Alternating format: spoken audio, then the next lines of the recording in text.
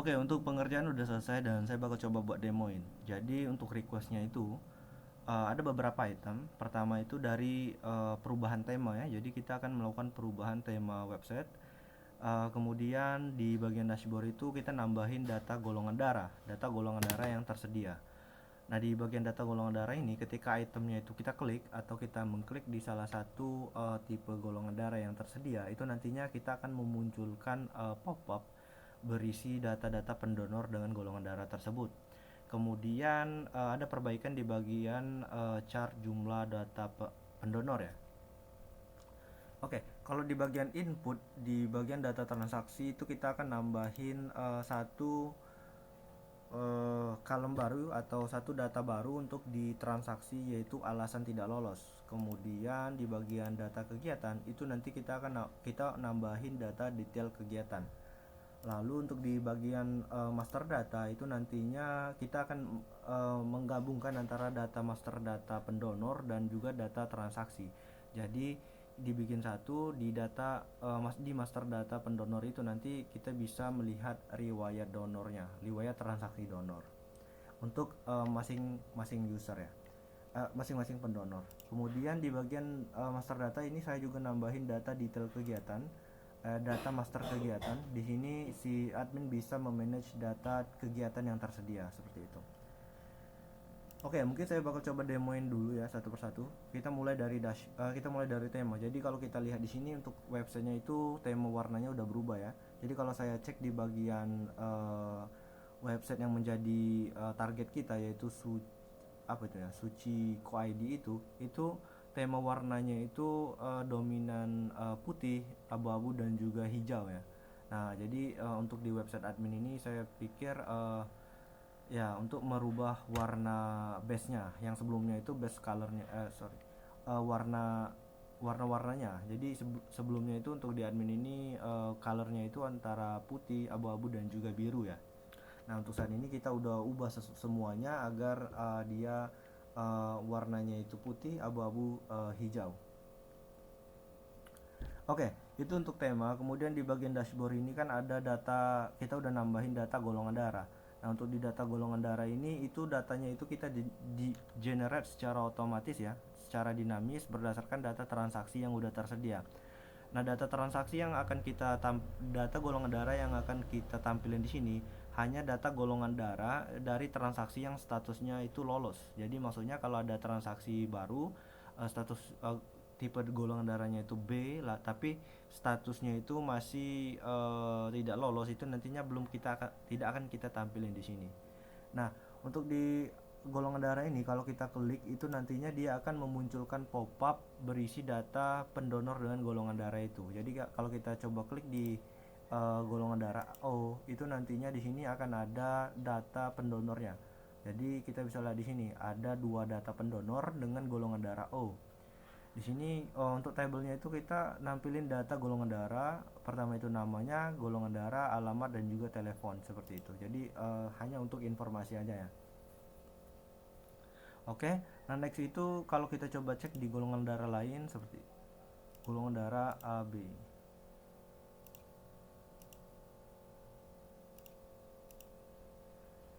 Ini kok nggak tersedia ya? Seharusnya kalau datanya nggak tersedia itu.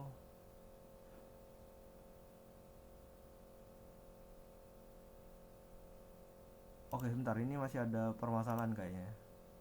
Oke, saya coba perbaikin dulu. Oke, nah jadi udah kita perbaikin dan kalau kita klik di data AB itu nanti akan muncul data golongan darahnya ya. Seperti ini. Oke, ini untuk A dan juga ini untuk O. Itu untuk data golongan darah. Jadi kita udah munculin data-data tipe dari golongan darah yang tersedia berdasarkan data transaksi yang statusnya itu udah lolos.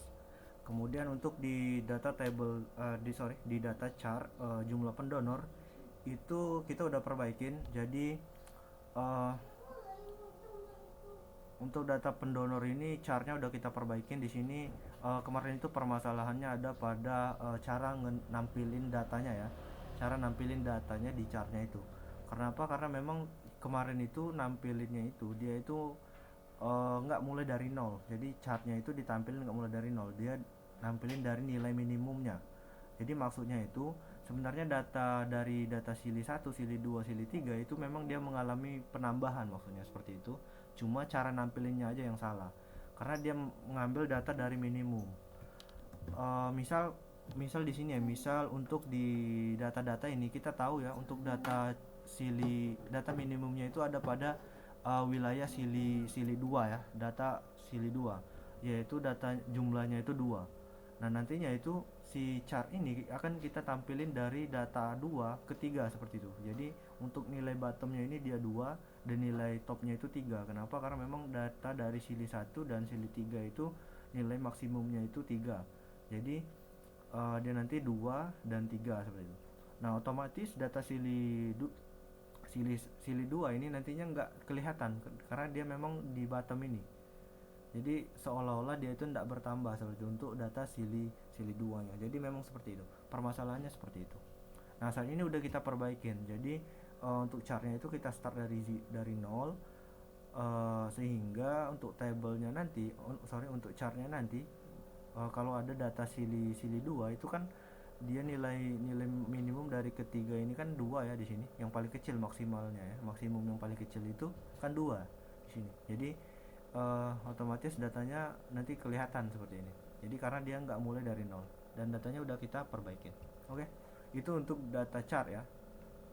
Nanti kita bakal demoin gimana cara kita nambahin datanya. Oke, next itu kita akan ke input data transaksi. Nah, di input data transaksi itu kita udah, kalau kita coba pengen nambahin data transaksi, kalau kita pilih status ketidaklolosannya itu, status kelolosannya itu tidak. Nah, nanti dia akan munculin field baru, yaitu alasan kenapa transaksi ini tidak lolos, seperti itu.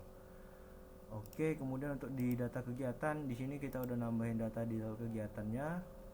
Lalu kalau di data pendonor itu kita coba lihat ya, untuk data pendonor, untuk data transaksinya udah kita hilangin di menu ya, di menu sidebar itu data transaksi udah kita hilangin, dan di data pendonor itu udah kita tambahin kolom baru ya, atau field baru, yaitu riwayat donor.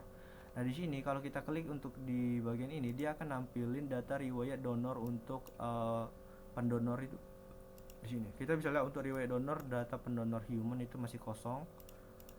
Oke, kita coba cari data yang ada ya. Setahu saya ada nih. Nah, oke. Nah, di sini untuk Davin ini itu ada riwayat donor untuk Davin. Ada 2 riwayat donor. Pertama itu di lokasinya ini, di tanggal sekian, di golongan darahnya apa, dan juga di sini ada statusnya apa. Untuk ini datanya ini data transaksi ini bisa kita edit ya. Jadi kita bisa edit, misal kita pengen ubah ke tidak lolos. Ini kita coba simpan. Nah, di sini datanya udah berhasil kesimpan. Kita juga bisa hapus datanya.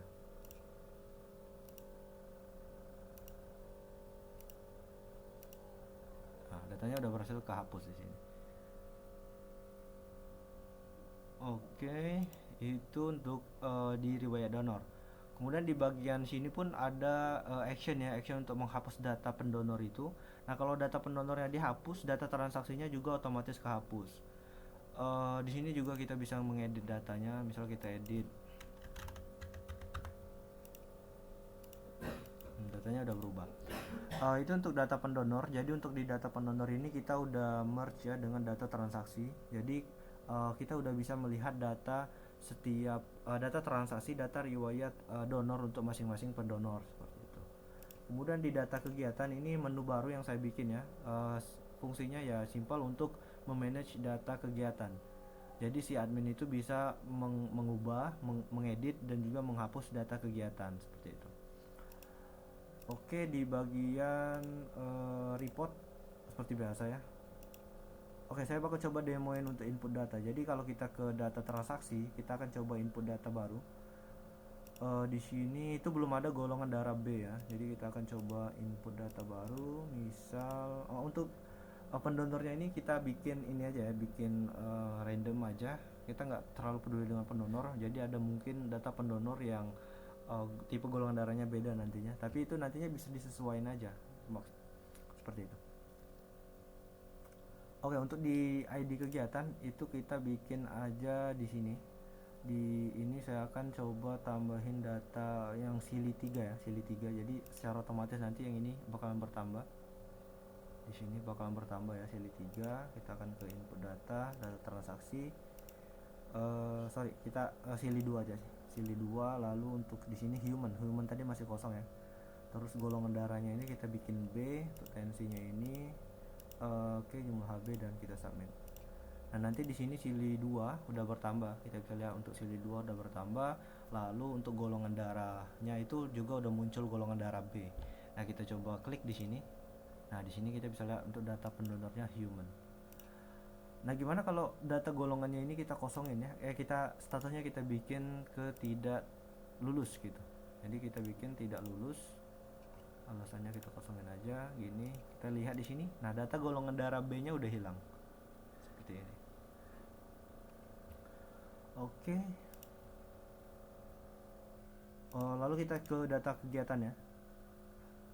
Oh ya, kita belum coba ininya ini kita ubah ke alasan tidak lolosnya itu gini ya. Simpan. Nah, ini udah berhasil. Oke, next to di data kegiatan kita coba bikin kegiatan baru untuk wilayah katakanlah sili 3, nama alamatnya itu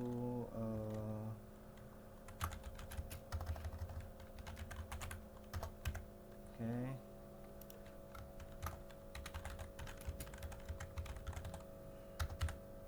Coba simpan, datanya udah simpan, kita ke master data. Nah, di sini kita bisa lihat untuk datanya itu udah berhasil kita tambahin, detail kegiatannya ada. Di sini kita juga bisa mengubah data detail kegiatan. Ini kita simpan. Kita juga bisa hapus datanya di sini. Nah, di bagian data transaksi itu juga ada perubahan untuk di ID kegiatan. Jadi dalam mencari ID kegiatan itu kita bikin labelnya itu lebih spesifik. Jadi di sini kita udah tambahin wilayahnya juga, dari data wilayah. Jadi kita bisa tahu untuk Ruko Mangga 2 itu ada di wilayah Sili 2. Kemudian di sini juga ada detail dari kegiatan itu. Jadi kita bisa lihat di sini untuk di nama lokasi Jakbar itu dia ada di wilayah Sili 3. Kemudian agenda atau detail kegiatannya itu berbagi Jumat Barokah seperti itu. Jadi dalam memilih ID kegiatan itu lebih informatif. Oke, saya akan coba rangkum dulu ya. Jadi untuk perubahan itu dari sisi tema, kemudian kita udah nambahin data golongan darah. Kalau kita klik itu nanti dia akan munculin pop-up data pendonor untuk golongan darah tersebut. Kemudian di bagian chart jumlah pendonor itu udah kita perbaikin. Oke, next itu di bagian input di data transaksi itu udah ada field baru yaitu alasan tidak lolos. Lalu untuk di data kegiatan juga udah ada field baru yaitu detail kegiatan. Nah, di bagian data master itu data transaksi udah kita merge ke data pendonor. Jadi kita klik ke data pendonor untuk melihat data transaksi dari suatu pendonor atau dari salah satu pendonor itu kita bisa klik di bagian cek history. Nanti bakal dimunculin data riwayat donor untuk pendonor tersebut. Oke, next itu di bagian data kegiatan kita udah nambahin data master kegiatan. Jadi di sini si admin itu bisa memanage data kegiatannya. Oke, mungkin segitu aja untuk video demonya. Mudah-mudahan sesuai dengan request dan juga bisa dimengerti. Terima kasih.